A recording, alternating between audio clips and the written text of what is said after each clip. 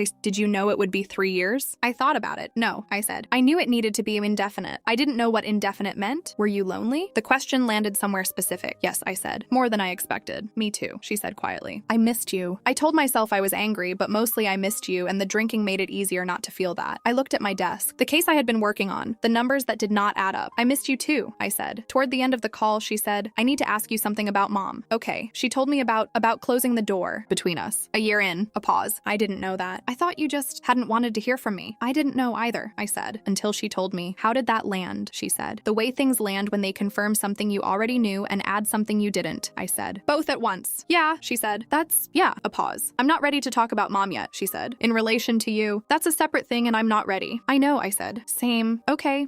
Before we hung up, she said, can I call you again? And I said yes. And then she said something I had not expected. She said, there's something I need to tell you about the years before you left. Something I knew that I didn't say, and that I should have said, and that I have been sitting with since December. Tell me, I said. Not on the phone, she said. When I'm out, when I can say it to your face. Is that okay? I thought about it. Yes, I said. That's okay. I hung up, I sat at my desk, and I thought about what she might need to tell me. I am a forensic accountant. I find the things people try to make untraceable. I am very good at being patient. She came home in June, 6 weeks after the phone call. The facility had a structured discharge process. Gradual, supported. The careful unwinding of an intensive environment back into ordinary life. She went to stay with a friend initially rather than alone, which I thought was sensible and told her so when she called to tell me. She called every few days. Not long calls. 10 minutes, sometimes 15. The particular rhythm of two people finding a new frequency after a long static. We talked about small things mostly. mostly. Her days, my cases. The careful, ordinary texture of two lives that were being, slowly and without ceremony, reintroduced to each other. David observed this from a considered distance. He asked how the calls were going. He did not offer opinions about what they meant or where they were headed. This is one of the things I love most about him. He understands the difference between being present and inserting himself. In June, she called and said, "Can I come over Saturday?" "Yes," I said. She arrived at 11 in the morning. I opened the door before she knocked. I had been watching the window, which I acknowledged to myself with a kind of wry recognition. She was thinner than I remembered and somehow more present. That is the only way I can describe it. More present in herself. Less of the particular diffuseness that I had always associated with her and had never fully understood until I understood what was underneath it. We stood in the doorway for a moment, and then she hugged me. Pamela and I are not a hugging family. My mother is not a hugger, and we learned what we learned. But she hugged me, and after a brief moment of the specific awkwardness of physical contact between people who have forgotten the geography of each other, I put my arms around my sister and we stood in the doorway of my house in June. David made coffee and took himself quietly to his study. The particular grace of a man who understands when a room is not for him. We sat at the kitchen, a table. She looked around the house the way my mother had, taking it in. The life she had not been part of. "It suits you," she said. "Thank you," I said. We talked for a while. Easy things first. How she was feeling. The plan for the next few months. The job she was going back to in September. Her therapist, who she spoke about with the particular warmth of someone who has been properly helped by someone for the first time. And then she put her cup down, and she said, "I need to tell you the thing I said I'd tell you." "Okay," I said. She told me slowly, not because she was uncertain. She had clearly thought carefully about how to say it, but because some things require space around them to be understood properly. The year before I ended contact with my mother, there had been a conversation between Pamela and my mother. Pamela had been visiting. A Sunday dinner, ordinary, the routine of adult children who live nearby and return to the family table from habit. I had not been there. I was away for work that weekend. My mother had talked about me. Not unusually. My mother talked about me often, in the particular way of a woman processing a relationship that was becoming difficult to manage. But this time Pamela said something had been different, more specific, more deliberate. My mother had said that she was concerned about me, about my marriage, about David specifically. The way he had changed me, she said, made me less available, less myself. She said he had isolated you, Pamela said. Those were the words she used. Isolated. I looked at my sister. "And?" I said, quietly, and I didn't challenge it, Pamela said. "I sat there and I listened to her say that about David, about your marriage, and I didn't say that was wrong. I didn't say what I actually thought. I just let it sit there." "What did you actually think?" I said. She looked at me. "That she was describing herself," she said. "What she said about David, isolating you, making you less available, changing you, that was what she had always done. And I knew that. I had always known that. And I sat at that table and I let her say it about someone else without saying what I knew. I sat with that for a long time, the specific, precise quality of what she was telling me. My mother had said David had isolated me, and Pamela had known it was a projection, had recognized it clearly as the thing my mother had always done, and had said nothing. "Why?" I said, not angrily. "I genuinely wanted to understand, because saying it would have required me to say the rest," Pamela said, to say what I knew about how she had always operated, and saying that, at that table, to her face. "I wasn't ready for what that cost, so you let her say it about David instead." "Yes, and I didn't know," I said slowly. When I ended contact, I knew what I knew about my mother, but I didn't know she had said that. "About him?" "No," Pamela said. "You didn't. She was trying to take him from me," I said. "The same way she—" "Yes," Pamela said. "And I knew it, and I didn't tell you." I stood up. I went to the window, my kitchen window, the one I had stood at before, in other moments. I looked at the garden. I was not angry at Pamela. I want to be precise about that, because it is the honest version. I had expected to be angry when I heard whatever it was she needed to tell me. I had prepared, in the quiet, careful way I prepare for things, for anger. What I felt was tired. The specific exhaustion of a woman who has spent a long time understanding one chapter of her own story and has just been handed the chapter before it. "I'm not angry at you." I said, "You could be," she said. "I know," I said. "I'm choosing not to use the energy that way." I turned around. "You're telling me now," I said. "That matters. It doesn't fix the timing," she said. "No," I said, "but it's honest. And I have spent a long time valuing honesty from people who have a reason to choose the easier thing." She looked at the table. "I should have said it years ago," she said. "Yes," I said. "You should have." We sat together for another 2 hours. The conversation moved and shifted the way honest conversations do, not staying in one place, circling back, finding different angles on the same territory. We talked about our mother, not what to do about her. Neither of us was ready for that, and we said so plainly and without apology, but about what we understood, about what it had been like to grow up inside that particular weather and what it had cost, each of us in our own separate ways. Pamela said something that I have thought about many times since. "I wonder sometimes," she said, "what we would have been like if the dynamic had been different." "Different how?" I said. "Just different. If we had been on the same side from the beginning instead of being arranged against each other." I thought about that. "I think," I said slowly, "that we would have been very good friends." She looked at me. "Yeah," she said. "I think so too. I need to tell you about my mother, because she is the question I have not answered, and I want to be honest about why. She has called 4 times since the afternoon she came to my door. I have not answered. I have not returned the calls. I have listened to the voicemail voicemails, all 4, each one careful and brief and without pressure, which is itself a change that I notice and hold without yet knowing what to do with. I am not ready. That is the honest answer, and I am committed to the honest answer, even when it is incomplete. I am not ready to reopen that relationship. I do not know if I will be. I know that what she said in my living room, the admission about closing the door between Pamela and me, was real. I know that driving 2 hours every Sunday alone is real. I know that 68 years old in a car with a lot of time to think is a particular kind of accounting, and that she has been doing it. I know all of that, and I hold it alongside what I also know. What 3 years of distance taught me about what my life is. Without that particular weather in it, both things are true. I am sitting with both things. That is, for now, where I am. What I know about Pamela is simpler and also more important. We talk every week now. Proper calls would have 40 minutes, an hour sometimes. She went back to work in September, and she calls on Sunday evenings, and we talk the way sisters talk when they are no longer being arranged against each other. It is new and slightly awkward, and more comfortable than it has any right to be given. Everything. Last month, she drove to my city for the weekend. She stayed in the guest room. David made dinner on Saturday night, something elaborate. The particular effort of a man who wanted to welcome someone properly. And we sat at the table for 3 hours and talked, and the talking was easy in a way I had not expected and could not entirely account for. When she left on Sunday, she hugged me at the door again. Same time next month, she said. Yes, I said. She walked to her car, stood in the doorway. Not 4 minutes this time, I just stood there until she drove away. And then I went inside and sat at the kitchen table, and David brought me a cup of tea without being asked and sat across from me, and we were quiet together in the particular way we are quiet when something has settled. Okay? He said. Yes, I said. And I meant it.